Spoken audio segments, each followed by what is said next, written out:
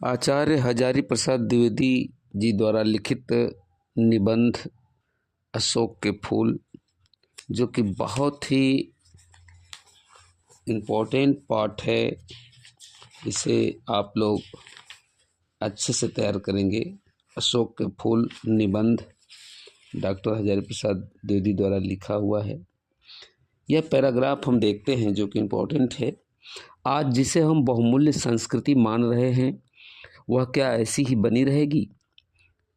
सम्राटों सामंतों ने जिस आचार निष्ठा को इतना मोहक और मादक रूप दिया था, वह लुप्त हो गई। धर्माचार्यों ने जिस ज्ञान और वैराग्य को इतना महार्घ मतलब महंगा समझा था, वह लुप्त हो गया। मध्ययुग के मुसलमान रईसों के अनुकरण पर जो रस राशि उमड़ी थी, आनंद की राशि उमड़ी थी, वह वाष्प की भांति उड़ गई। क्या वह मध्ययुग के कंकाल में लिखा हुआ व्यावसायिक युग का कमल ऐसा ही बना रहेगा? महाकाल के प्रत्येक पदाघात से, पैरों की चोट से में धरती धसकेगी, खिसकेगी। उसके कुंठन नृत्य से, विनाश लीला से, कुंठन नृत्य विनाश लीला से कि चारिका सेविका कुछ न कुछ लपेट कर ले जाएगी। सब बदलेगा, सब विकृत मन बिगड़ेगा, सब विकृत होगा, सब नवीन बनेगा।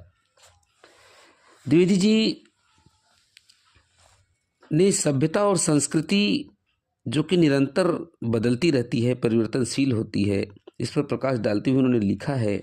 द्विवेदी जी ने बताया कि आज हम अपनी जिस संस्कृति को बहुत ही आधुनिक, बहुत ही नया मान रहे हैं, बहुत ही बहुमूल्य मान रहे हैं, क्या वह सदा ही वैसी बनी रहेगी? यह जरूरी नहीं। हर चीज परिवर्तित होता है। परिवर्तन प्रकृति का नियम है, इसलिए इसमें भी परिवर्तन निश्चित है। संसार का नियम है कि जिन वस्तुओं को हम अपनी आंखों से देख रहे हैं, उसमें परिवर्तन होना निश्चित है। जिस आचार निष्ठा को इतना मोहक और मादक रूप दिया पूंजीपतियों ने, सामंतों ने, राजाओं ने, वो आज दिखाई दे रही है। समय के साथ उसमें परिवर्तन हुआ।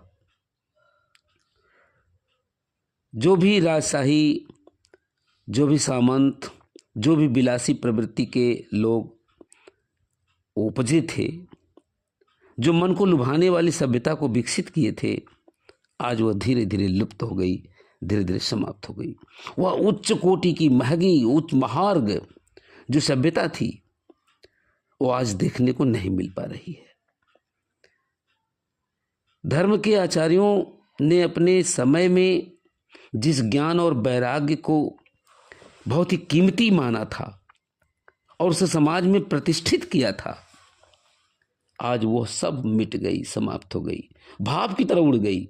जो आनंद राशि, विलासिता जो उमड़ी थी, विकसित हुई थी, वह आज चिंदी चिंदी भाव की तरह समाप्त हो गई। आज कोई नहीं जानता कभी इस प्रकार की जो संस्कृति देश में देखने को मिल रही है।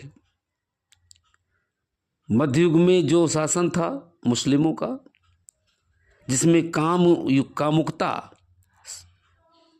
रसिक संस्कृति का ज्वार उमड़ पड़ा था। रसिकों की अपार जो भावना थी, उपजी थी, लेकिन समय की जब ताप उसको भाप बनाकर उड़ा ले गई। वह संस्कृति जो मध्य युग में काम भावना को विकसित कर रही थी, वह न जाने कहाँ समाप्त हो गई। आज वह ढांचा, कंकाल लिखा है, हड्डियों के ढांचा मात्र। जो हमारी संस्कृति, उसका ढांचा जो मध्य युग की रसिक भावनाओं पर निर्मित हुआ था, वह जो ढांचा था, जो कि निश्चित रूप से एक व्यावसायिक संस्कृति का कमल खिला हुआ था, वो धीरे धीरे मुरझाकर समाप्त हो जाएगा। क्योंकि समय महाकाल, क्योंकि समय इतना बलवान होता है उसके पाद प्रहार से, उसके पैरों के चोट से कोई नहीं बचा है।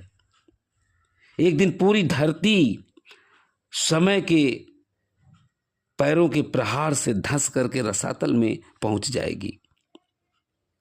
समय की विनाश लीला की कुंठा, जो समय की यह विनाश लीला उसकी कुंठा के समान लगती है। जैसे कुंठाग्रस्त व्यक्ति बिना कुछ सोचे समझे उल्टा सीधा करता जाता है, ठीक वैसे ही समय अपनी विनाश लीला से, भीषण नृत्य से सब कुछ काल के गाल में पहुंचा देता है। तो इस तरह से लेखक ने बताया है कि एक दिन सब कुछ बदलेगा। जो कुछ नया दिख रहा है वो उसमें बदलाव होगा, बिगड़ेगा, नष्ट होगा, भ्रष्ट होगा, विकृत होगा, और उसके बाद फिर पुनः नवीन सभ्यता का, संस्कृति का विकास होगा। पाठ और लेखक का नाम तो जानते हैं, पाठ अशोक के फूल, लेखक आचार्य हजारी प्रसाद द्विवेदी। संदर्भ लिखना होगा तो प्रस्तुत गद्यांश हमारी पाठ्य पुस्तक हिंदी गद्य में संकलित अशोक के फूल शीर्षक से उद्धृत है। इसके लेखक प्रख्यात निबंधकार हजारी प्रसाद द्विवेदी जी हैं। रेखांकित अंश की व्याख्या आपको बताई गई है, पुनः सुन लेंगे पीछे। हम आज की संस्कृति को बहुमूल्य क्यों मान रहे हैं? हम आज की संस्कृति को कीमती, बेशकीमती, बहुमूल्य इसलिए मान रहे हैं क्योंकि हम इस संस्कृति को अत्यंत नया, अत्यंत आधुनिक संस्कृति मानते हैं। यह पहले की संस्कृतियों से कहीं ज़्यादा श्रेष्ठ है, इसलिए इसको हम कीमती, बहुमूल्य मानते हैं। प्रस्तुत गद्यांश में किसके लुप्त होने की बात कही गई है? प्रस्तुत गद्यांश में जो सम्राटों की व्यवस्था थी, जो पूंजीपतियों, सामंतों की विलासी प्रवृत्ति थी, चाटुकारी प्रवृत्ति थी, वो संस्कृति के लुप्त होने की बात कही गई है। जो मन को आकर्षित करने वाली संस्कृति थी, जो मन को मतवाला बनाने वाली संस्कृति थी, वो समय के परिवर्तन के साथ उसका अंत हो गया, वो लुप्त हो गई। धर्माचार्यों ने जिस ज्ञान को इतना बहुमूल्य समझा था, उसकी क्या दशा हुई? धर्माचार्यों ने जिस ज्ञान और वैराग्य की भावना को इतना कीमती समझकर समाज में उसको सम्मान दिया था, उस भावना को अपने जीवन में आज कोई महत्व नहीं दे रहा है। केवल ज्ञान अथवा वैराग्य के भाव पर कोई भी संस्कृति अगर आधारित होगी तो वह आगे नहीं जा सकती है, क्योंकि वैराग्य के भाव पर आधारित संस्कृति आज पूरी तरह से समाप्त हो चुकी है। इस तरह से इसको विधिवत सुनेंगे, आपके लिए उपयोगी, बहुत उपयोगी होगा।